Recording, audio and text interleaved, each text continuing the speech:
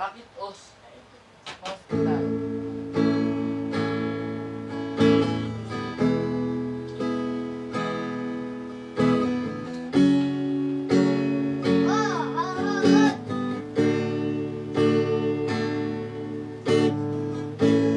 Pag ako'y binabato,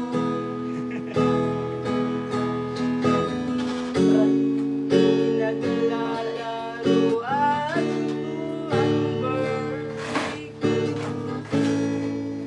Ang cute namin kasi, kaya ko siya pinili. My birdie is my best friend, my best friend.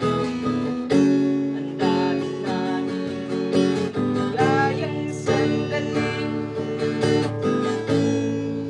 Madalas ko siyang pinagkakain ng birds and mahal kita, oh birdie ko, huwag kang lalayo. Don't touch my birdie, don't touch my birdie, resist temptation, please. You wouldn't have to run my birdie. Just call it, then it will come.